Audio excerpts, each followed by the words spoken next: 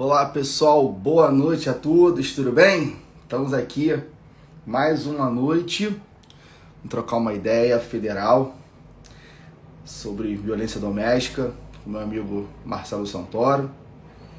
E enfim, agradecer a vocês aí pela paciência. Estava esse tempinho aí um pouco off de lives, mas para dar uma descansada. E agora já voltar com tudo aí para abordar os assuntos que a gente vai trazer sobre direito de família, direito das famílias, e sucessões, enfim, que tem a ver com essa área, como o tema de hoje, apesar de ser um tema voltado aí um pouquinho de direito penal, mas enfim, vai ter muito a ver com as relações familiares. E eu acho que a gente vai ter um papo muito proveitoso aqui hoje, Espero que vocês gostem. Esse é o nosso retorno aqui. E esperando só o Marcelo chegar para a gente começar a conversar sobre esse tema tão, infelizmente, é um tema que tem que ser debatido, Não é sinônimo de felicidade debater esse tema, mas é necessário que a gente tenha essa abordagem, de uma forma a tratar essas questões. O Marcelo já está aqui. Boa noite, tudo bem? Aqui o Marcelão, tá aqui, ó.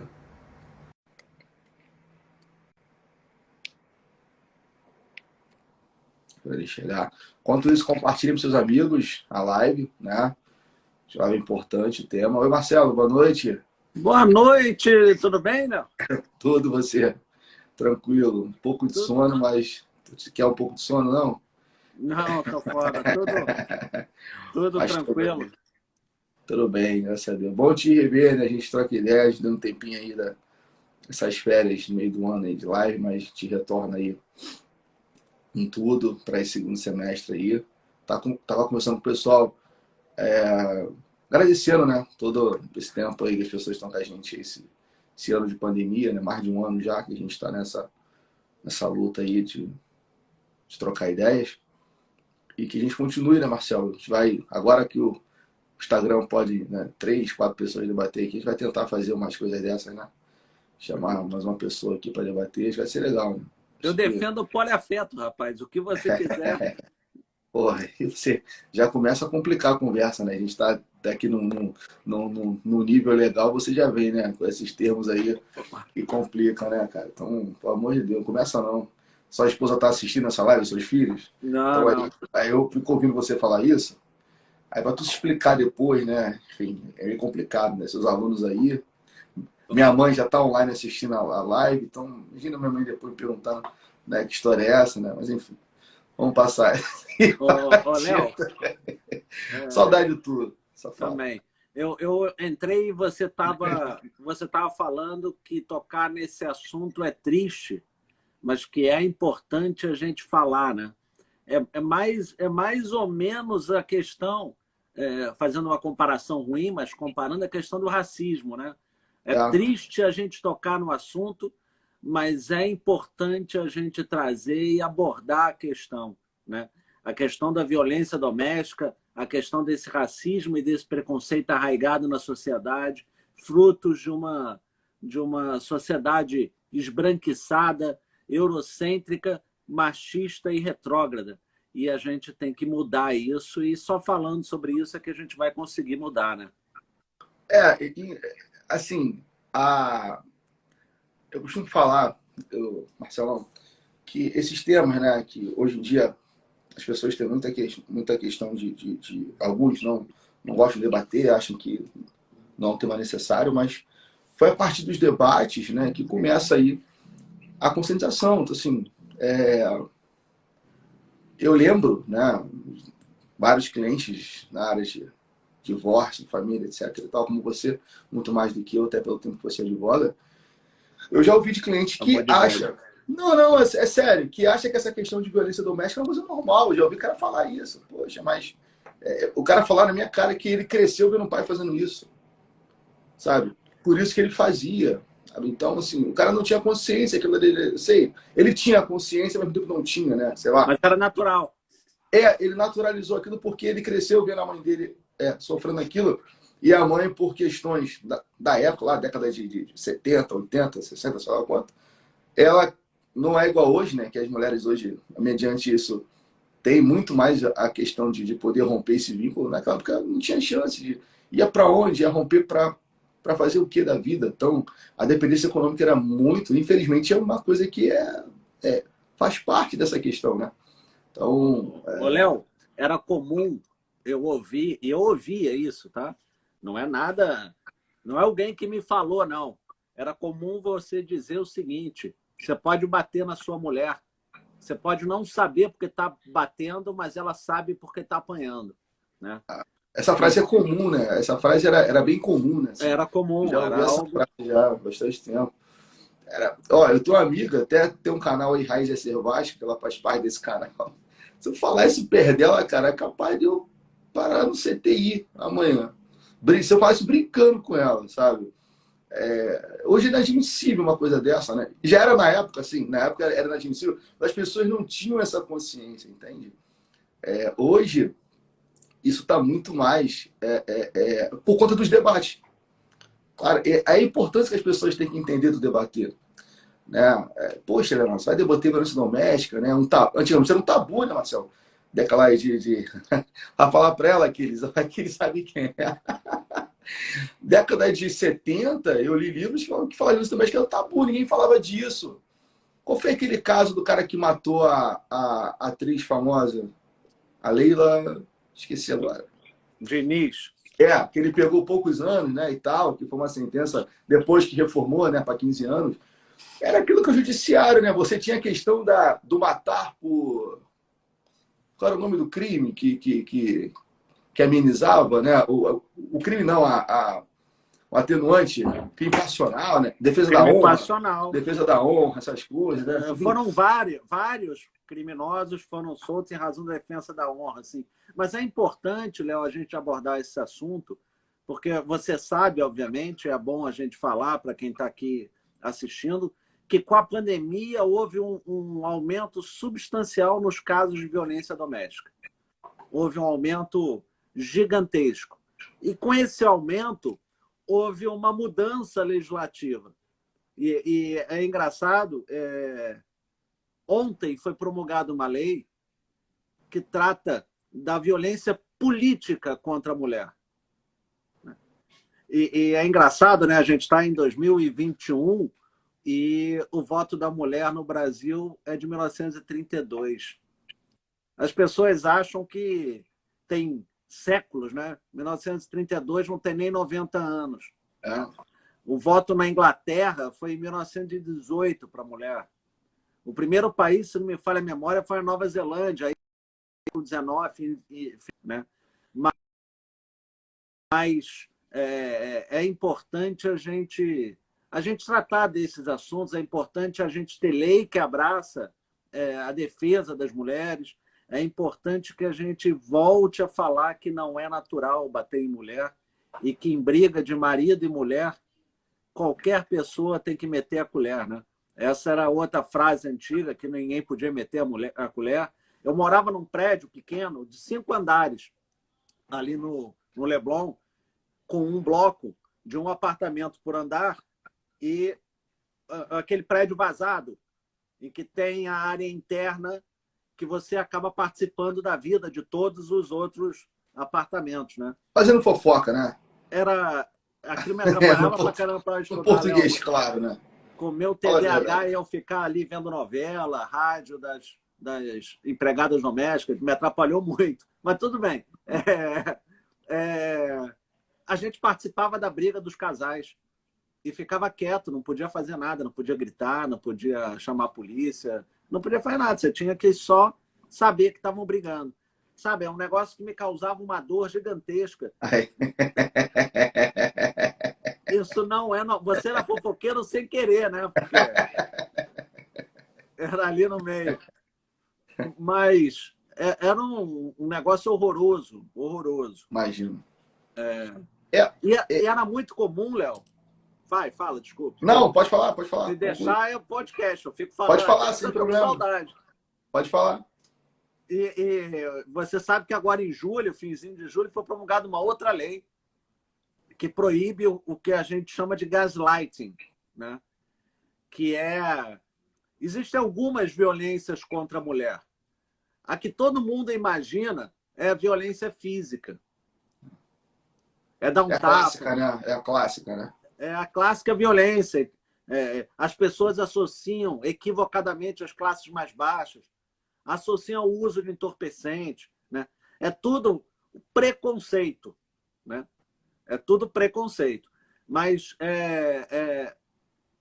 para mim, a pior violência contra a mulher dentro de um relacionamento familiar, um relacionamento de namoro ou íntimo, é a violência psicológica. É pior você encontrar uma mulher vítima de uma violência psicológica do que encontrar uma mulher vítima da violência física. Não estou defendendo, repito, a gente tem que tomar cuidado, né? Isso que eu ia... Não estou defendendo a violência física contra ninguém. Nem contra mulher, nem contra homem, nem contra nenhum grupo, nenhum ser humano, né?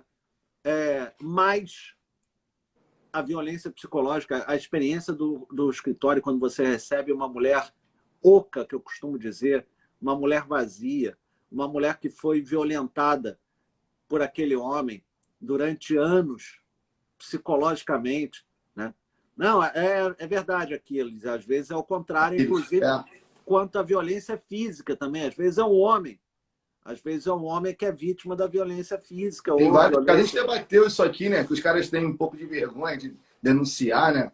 Essas questões todas, né? Mas é um tema interessante também, né? Não que a gente vá comparar o número, né, de homens que sofrem também com relação a mulheres. Mas tem sim, tem. Eu tenho um amigo que é delegado aqui perto, que ele contou que essa pandemia cresceu o número também de agressões mútuas, enfim, claro, de mulheres muito mais, óbvio, né? Até por conta da questão física entre homem e mulher. Mas ele falou que o número de homens denunciando violência aumentou também.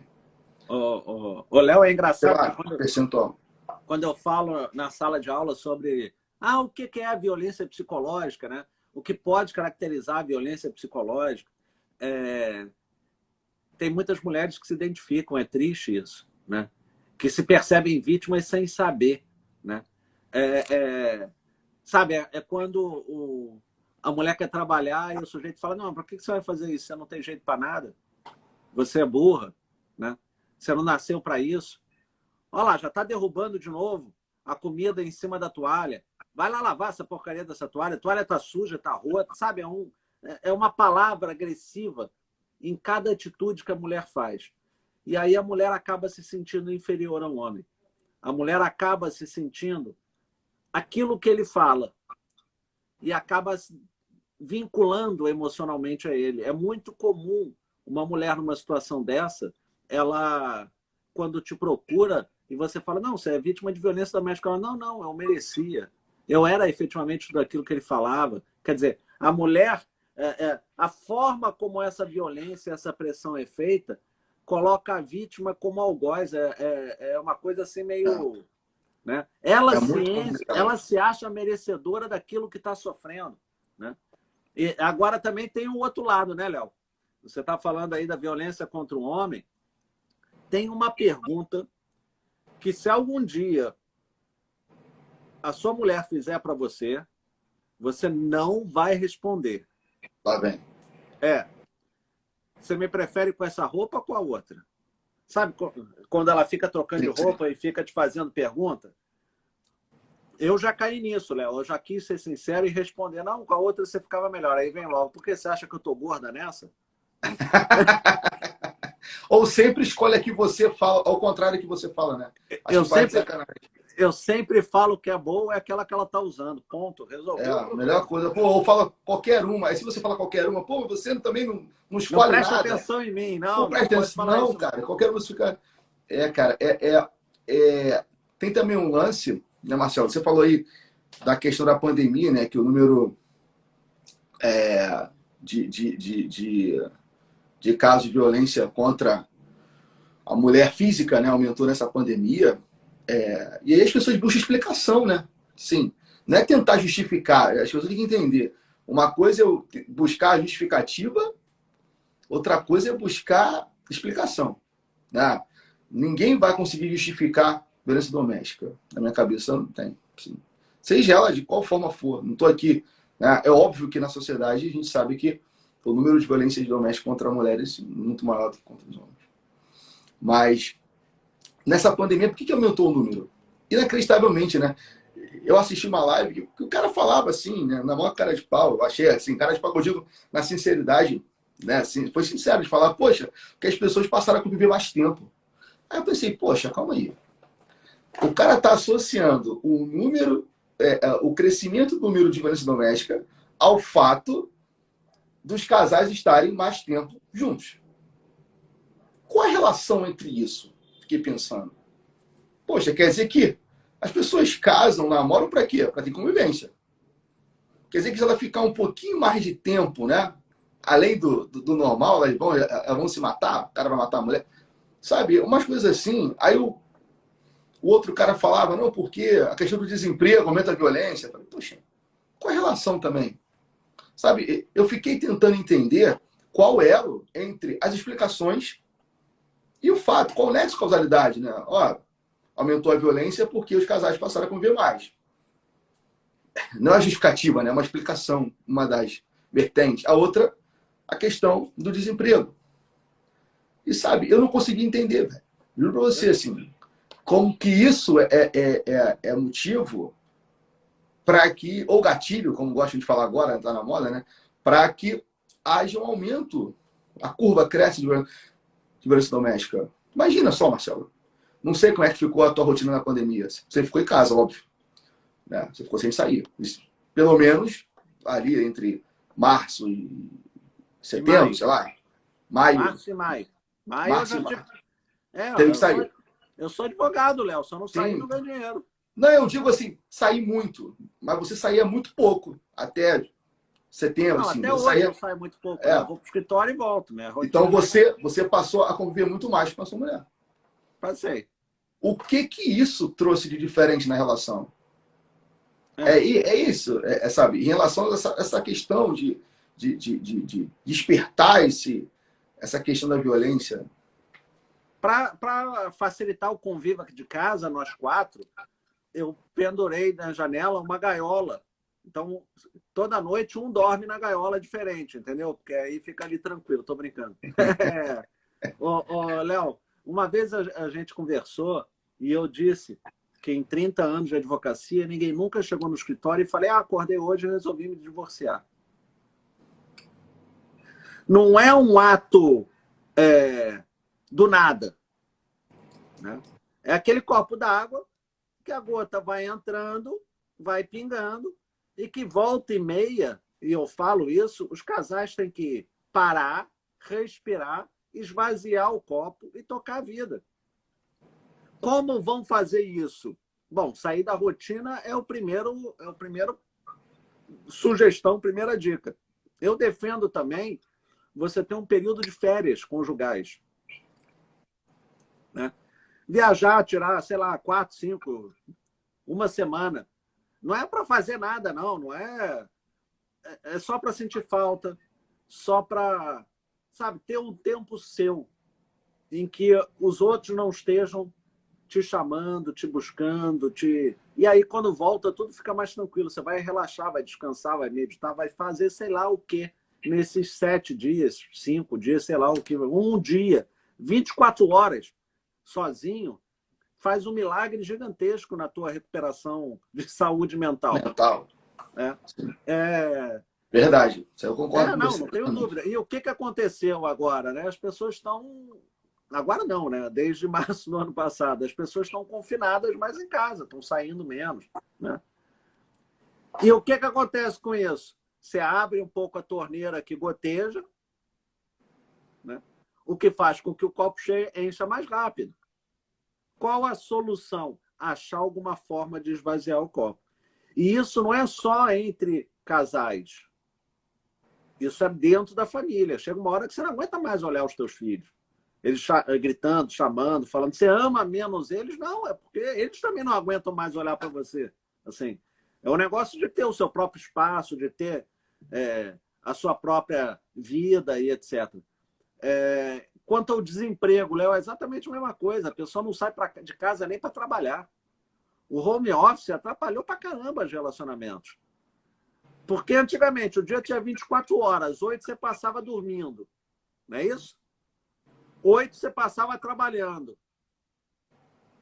2 horas, mais ou menos, em transporte público. Estou levando em consideração que você mora perto do trabalho. Vai contar quanto tempo você passa em casa com o outro? Pouquíssimo acordado, tempo. convivendo. Pouquíssimo tempo. Aí você inverte, né? Aí você passa a ter 24 horas de convivência. Né? Você passa a ter 24 horas de convivência. Mas o que não dá para justificar. Assim, justificar não, é explicar. Eu não vou nem usar a palavra justificativa que não cabe para mim. Não tem justificativa. Ponto. Eu só estou buscando aqui por que chegaram a essas explicações. Para tentar explicar. Eu acho que é tão estrutural o troço. Que, olha só, cara.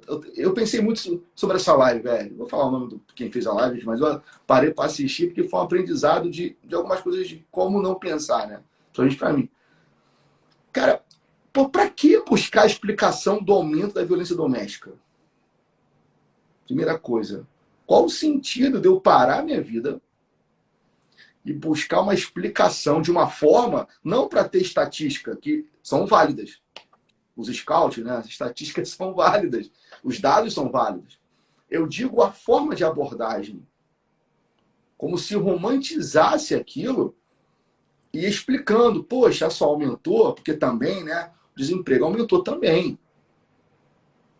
Como se a pessoa fosse violenta por conta do desemprego. Léo, eu acho que todo mundo é capaz de praticar qualquer ato. Tudo depende do ponto a que essa pessoa é levada. E uma das coisas que eu aprendi na vida foi nunca pressionar demais o outro, em momento nenhum. Não importa. Porque chega a um ponto, é um point of no return, em que a pessoa efetivamente perde a cabeça e faz coisa que não devia. Pode ser no jogo de futebol, pode ser numa mesa de bar, pode ser numa discussão política, pode ser em qualquer lugar. Né? E isso acontece com mais facilidade quando as pessoas são mais próximas, infelizmente. Né? Por quê? Porque ela está sempre ali do teu lado, sabendo exatamente como te espizinhar. E o Aquiles aqui falava, não, tem mulher que faz isso também. É verdade, ela sabe como te espizinhar, sabe como te maltratar, sabe aonde é teu ponto fraco. E se ela está com predisposição para te chatear, ela vai te chatear, vai fazer sim uma violência doméstica, uma violência psicológica. Agora, a grande realidade é que a mulher é que é vítima de uma violência psicológica praticada pelo homem. Né? Eu, quando fiz o mestrado, e falando nisso, e teu doutorado, como é que tá? Já está... Escrevendo. Eu, quando fiz lá a minha dissertação no mestrado, que foi sobre falsa acusação de abuso, né? Eu estudei alguns distúrbios de personalidade, algumas doenças psiquiátricas. Né? E tem uma que as pessoas acham, nessa educação judaico-cristã que a gente tem, a gente não imagina que exista um psicopata. Né? O psicopata é um cara que não tem lado bom. Né? Alguém falou aqui da Daniele Pérez, ou Daniela Pérez, sei lá, e do Guilherme de Pádua. Isso é o padrão do psicopata, é o cara que mata o outro sem remorso, sem nada. Sabe, sem ter remorso, sem nada. Né? É sinistro, né? Eu assisto às vezes séries, documentários que tratam dessas pessoas, né? A forma como eles falam, não, matei, porque eu quis matar, deu vontade. Assim, a naturalidade, né, de como tratam o assassinato, a morte. Cara, tem um programa, falando de violência doméstica, tem um programa, todo mundo conhece aqui o Cidade Alerta, né? Eternizado pelo Wagner Monte, né, e tal. Que, cara, você assistiu à tarde, somente a rapaziada de idade gosta, né? As vovós, vovôs, né? Principalmente as pessoas vão se identificar aí. Minha avó assiste, sempre quando eu falo isso, eu falo, minha avó assiste, meu avô assiste, não perde um. Você sabe que eu fui no programa do Wagner Montes algumas vezes, né? Tu falou pra mim, foi, né? Cara, o programa é de cabo a rabo assassinatos de mulheres. Um tema ou outro foge um pouquinho, fala de um estelionatário, não sei o quê, mas 90% do programa trata sobre mulheres que foram assassinadas ou que sofreram algum tipo de agressão física. E o principal motivo, o cara não aceitar o término, né, do relacionamento. Então isso escancara um pouco dessa estrutura, né? Léo, Como a gente lida nisso aí. Engraçado não, né? É triste. Tem uma série agora do Netflix que retrata bem essa questão da psicopatia. A gente já está fugindo, mas é porque, em geral, o cara que pratica isso contra a mulher é um psicopata num grau ou leve ou mais pesado, né? Mas que é aquele crime da Yoki, da Matsunaga. Eu vi. Essa série me assustou essa mulher, muito legal, porque essa mulher me assustou. A estratégia dela é se colocar como vítima doméstica, hoje, né, de violência doméstica. Na época, poucas pessoas davam voz a quem era vítima de violência doméstica. Sim. Mas era se colocar como vítima, mas, assim, por mais vítima doméstica que você seja, você não vai matar seu marido, esquartejá-lo, né? E botar em malas, né? Tem que botar para gelar, para não sair sangue, aí tem que cortar. Então, sabe, é tudo programado. É que em algum momento ela falhou. E com relação ao psicopata, tem um mito que é o seguinte, Léo. As pessoas falam que todo psicopata é inteligente. Isso é um mito, né? Porque o psicopata burro está preso. O inteligente ainda não, né? A psicopatia não tem associação com inteligência. A psicopatia é um distúrbio de personalidade que não permite cura. Então, em geral, o indivíduo que manipula uma mulher, que maltrata uma mulher, que leva uma mulher a um fenômeno de gaslighting é um psicopata. E ela muitas vezes é alguém fragilizada já por uma relação paterno-filial já agressiva, vítima de um pai já manipulador ou de uma mãe manipuladora, quer dizer, ela já tem essa dependência emocional de pessoas que a controlem, e fragilizada ela acaba entrando num outro relacionamento. E neste relacionamento ela é vítima desse marido que a esvazia internamente. Você sabe por que tem esse nome de gaslighting? Por quê? Eu não lembro por que tem esse nome. Porque o sujeito desligava o gás que iluminava a casa. Gaslighting. E aí a mulher falava, nossa, fiquei sem luz, sem iluminação. Ele fala, não, você tá maluca. Teve iluminação o tempo todo. Entendeu o que é? O cara fazia a mulher achar que era louca. Como? Desligando o gás e dizendo a ela que estava ligado o tempo todo. É um controle, é uma necessidade de poder, é uma necessidade de manipulação, uma necessidade de controlar o outro, é uma necessidade de esvaziar o outro. E é muito, Léo, é muito comum. Muito comum. E, em geral, as mulheres que são vítimas não se veem vítimas desse processo agressivo, violento, e que agora virou crime. A violência psicológica virou crime. Com uma pena que eu acho até branda, de 2 a 6 anos de reclusão. Desculpe, de 6 meses a 2 anos de reclusão. Eu falei pena demais, né? De 6 meses a 2 anos de reclusão. Ou seja, ninguém é preso por isso. Não. Para resumir. E a mulher vai fazer... A mulher, nesse caso, vai ter que fazer terapia por um período muito maior do que muito esse. Maior que o cara vai fazer serviço comunitário, por exemplo. Ela vai ficar presa a essa violência e ele solto vai responder o processo. Talvez não faça com outra, mas eu acho que faz porque é mais forte que ele. Vai pro GCRIM, aí tem aquela... Eu não sei muito do penal, né? Enfim, pode falar aí, vai aquela suspensão e tal. E no final não vai dar em nada. Infelizmente, você tem aí esse problema legislativo, né? Para poder tratar nessa questão toda aí. Mas já é uma vitória ser reconhecido como crime. Eu entendo a vitória. Então, eu não tô desmerecendo o reconhecimento, entenda bem. Mas ainda é suficiente, entende? Porque você cria a punição que não pune. Entende? Você cria a punição que não pune. Qual a efetividade? Ah, o cara foi condenado. Beleza. E aí? Para ele ser fichado, como falam popularmente, e não a mesma coisa. A medida efetiva realmente, nesse caso, seria ter uma... Claro, a gente vai aqui entrar em questões de conscientização, né? Educacional, beleza, mas infelizmente só isso não funciona. Né? Se fosse assim, não precisava ter pena, né? Não precisava ter a pena do crime, né? Essa é Só uma discussão. reeducava. Mas, assim, um crime que não pune, né? Uma pena que não pune, não sei se tem efetividade. Eu posso estar errado também, sabe? É só uma visão que eu tive agora aqui, na minha cabeça preta aqui, só isso. Não, é porque o psicopata não adianta ser punido que não vai resolver nada, né? Ele tem que ser tratado ou afastado da sociedade. Mas, com relação à pena, eu sempre tive uma visão contrária a qualquer benefício, né? Ao preso, de ser condenado a 30 anos, tem que cumprir 30 anos, não tem benefício nenhum. Hoje eu já, lendo algumas coisas, principalmente esse ano, eu já estou mudando um pouco esse pensamento. Existem estudos que provam que prisões na Noruega, por exemplo, em que os presos ficam soltos, né?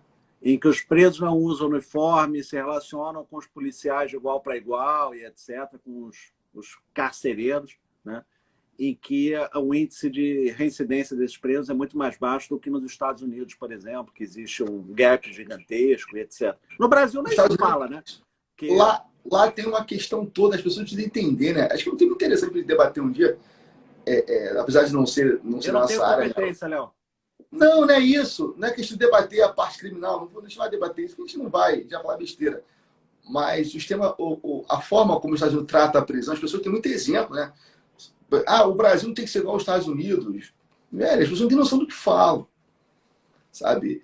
Lá, a cadeia é privada em vários estados, né? Então você tem empresas que lucram com a prisão dos outros. Então tu imagina o esquema que existe, né?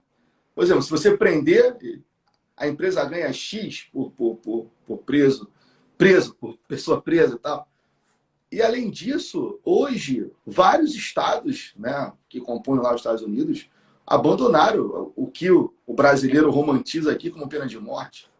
Por quê? Por conta das pessoas que foram condenadas à morte e depois descobriu-se que não era o criminoso, né? Ou seja, as pessoas foram mortas, condenadas e mortas indevidamente. Vários estados abandonaram já a pena de morte nos Estados Unidos. Vários. Isso aí não tem nada a ver com parte criminal, isso aí é uma questão social. Então você começa a ver, você começa a refletir. Quantos casos, quantas condenações injustas nos Estados Unidos, que o brasileiro adora ter como exemplo, né, de tudo. Se é nos Estados Unidos, ninguém faz. É isso, sabe? Apesar de que eu acho que o sistema prisional nosso é muito falho. Sobre todos os aspectos. Eu não acho que cadeia tem que ser...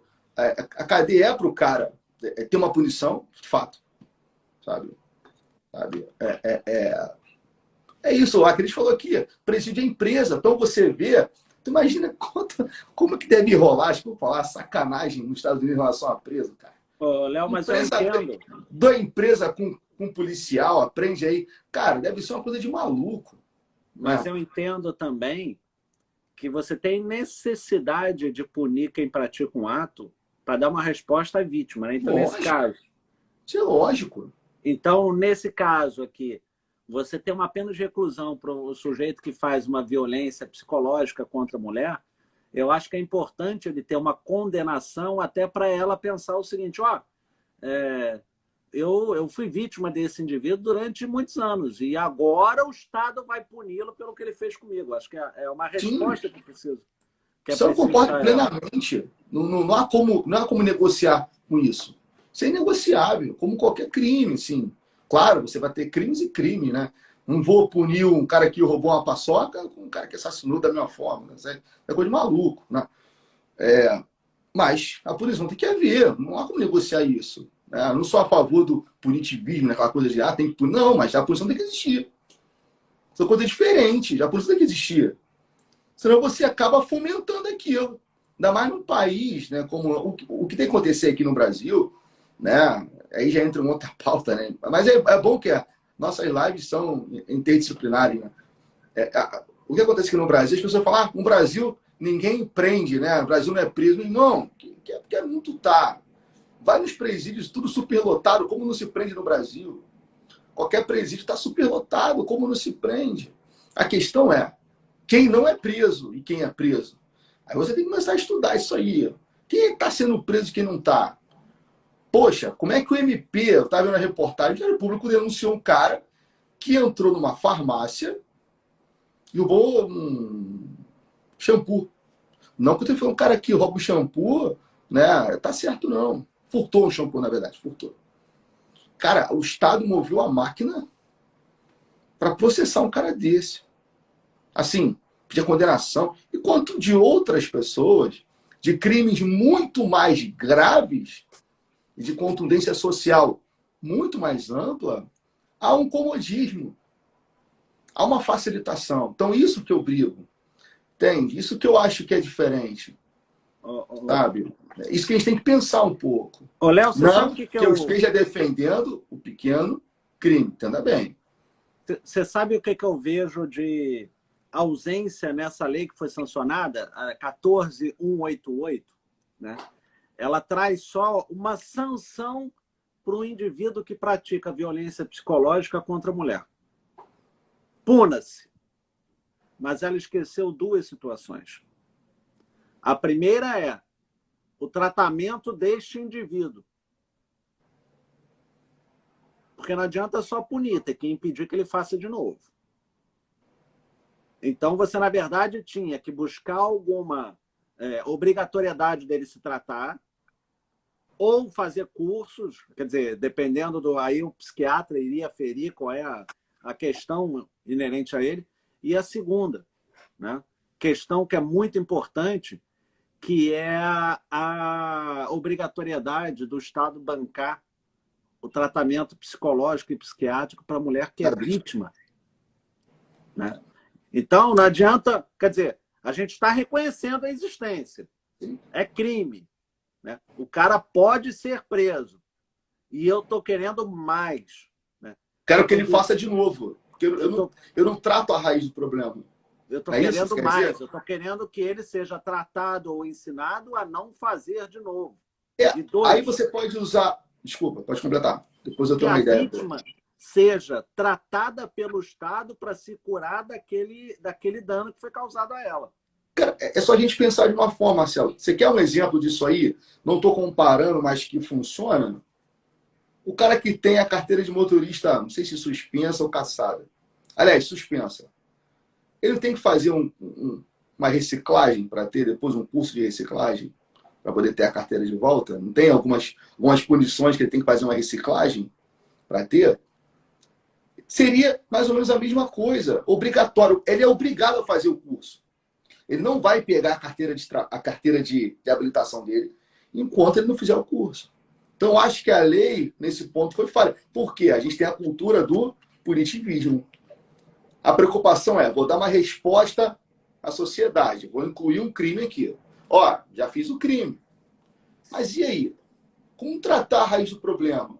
Eu não quero que esse cara faça, ele seja punido com uma pena que não vai punir. A gente falou da 6 meses a 2 anos, não pune ninguém. E que daqui a... E ele sabe disso. O cara sabe que ele vai fazer, não vai ser punido. E que daqui a 1 ano ele faça de novo.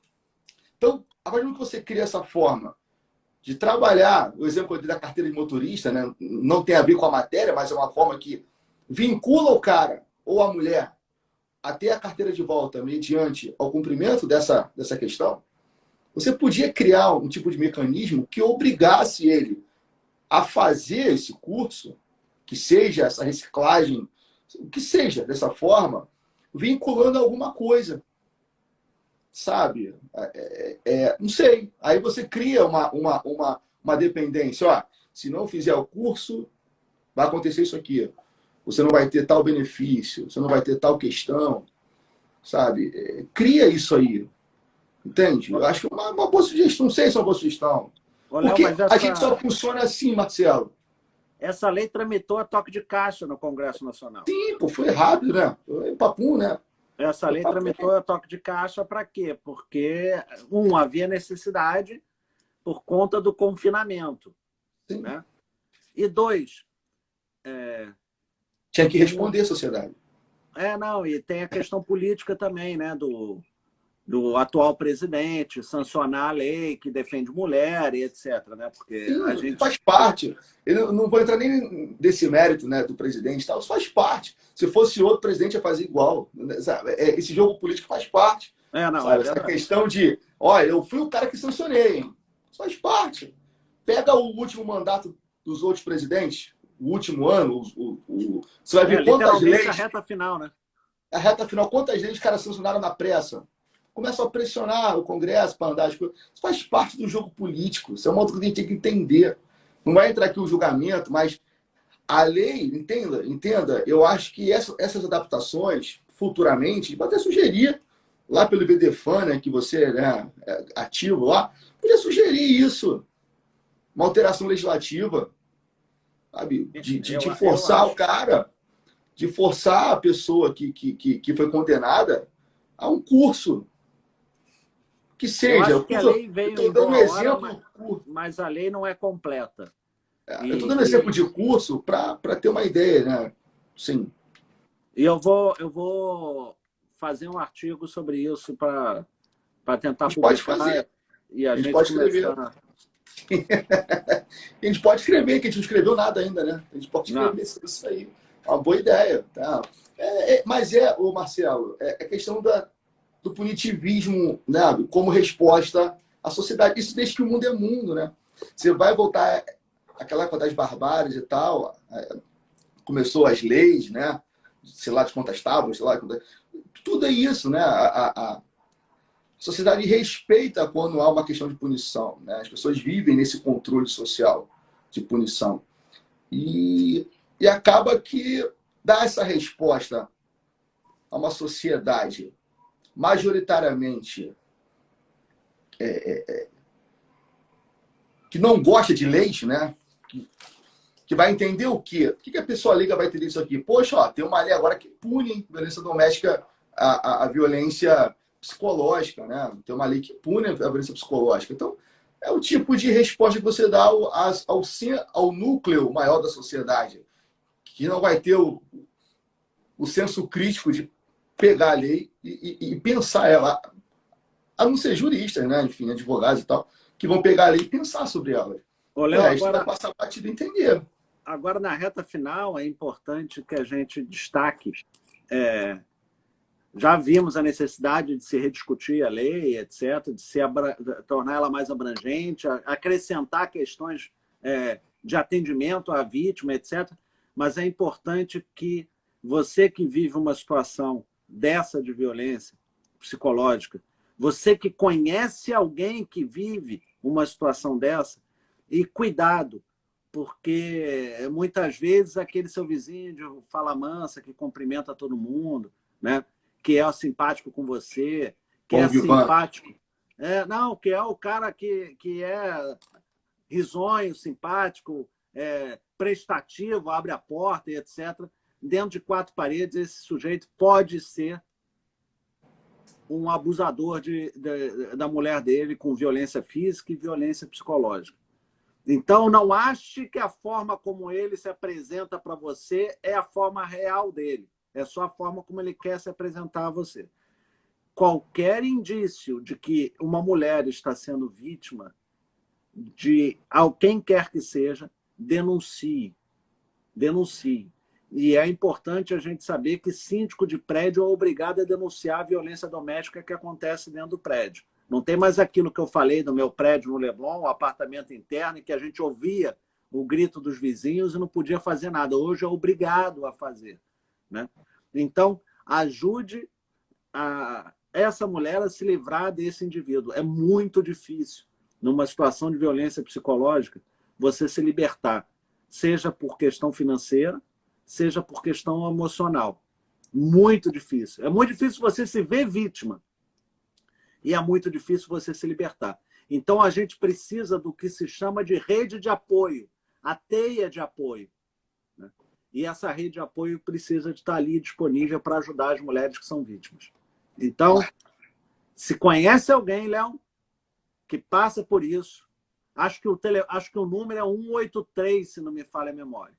Você conhece alguém que está passando por isso, denuncie. Se apresente como suporte. Diga, ó, tô do teu lado, sou sua testemunha, vou com você onde você quiser. Você não vai passar fome, você vem para minha casa comer comigo, né? Sabe, é um negócio, é uma visão humana. A gente tem que parar de olhar para o próprio umbigo e tem que passar a olhar para o outro com mais amor, mais carinho, mais humanidade. É isso que está faltando. Para pegar esse gancho que está falando, eu, através lá do Vasco, a gente fez um convênio com a Secretaria Municipal de Promoção de Igualdade da Mulher. Não sei se é esse o nome ou se eu estou trocando, né? Enfim, estou escrevendo alguma palavra. A secretaria é muito importante, né, do município do Rio, através da secretária Joyce Trindade, acho que está online aí, um abraço para ela. Cara, e ao fechar esse convênio, que também tem uma parte lá que cuida das questões raciais, né? Você sabe que eu tenho essa pauta aí, enfim. Mas o foco maior é essa questão da mulher. E conversando com ela, né? Eu falo que era uma garota isso sem diminuição, né? Que é até legal, né? Ela tem 24 anos, cara, secretária municipal. Então, assim, isso para mim é uma vê-la, né? Na posição dela é um regozijo, como diz o Gil do BBB. Então, ela... Cara, você tem uma noção de uma parada? Ela disse para mim que tem um dado importante, Marcelo. O número de violência doméstica aumenta durante o jogo de futebol, você acredita? Acredito. Acredito. Do estádio, o cara vai assistir o jogo, volta vivo da igreja mulher. Elas estão preocupadas lá na secretaria, com a volta do público agora, que está programada para setembro, né, 50%, e outubro, 100%, novembro, sei lá. Ela está preocupada porque isso vai aumentar para a gente fazer campanhas para tentar conscientizar por isso aí. Eu não sabia desse dado. Que em dias de jogos a violência doméstica aumenta. Sabe? O cara troço real. Lembra aquilo que eu falei do copo? Sim. Né? Que vai enchendo? Você tem elementos aí que aumentam isso. É o uso do álcool, muitas vezes, e a chateação, a tristeza, o nervosismo. Né? O sujeito já chega em casa com aquele... O copo transbordando. Vazando. E aí, você falou da rede de apoios, sem saber, nunca troquei essa ideia contigo, elas têm uma rede de apoio do município sensacional, cara. Para as mulheres que sofrem violência e não têm para onde ir, para as mulheres que estão aí, aspas, se escondendo, fugindo do ex-marido, né, que está sendo ameaçada, é uma rede de apoio sensacional. Então, assim, sobre vários cantos do Rio de Janeiro, elas têm um local específico para isso. Existem vários eventos que elas fazem para a qualificação das mulheres, para empregabilidade das mulheres. Né? Então, assim, para a dependência, né? Exatamente. De uma forma, a gente vai até...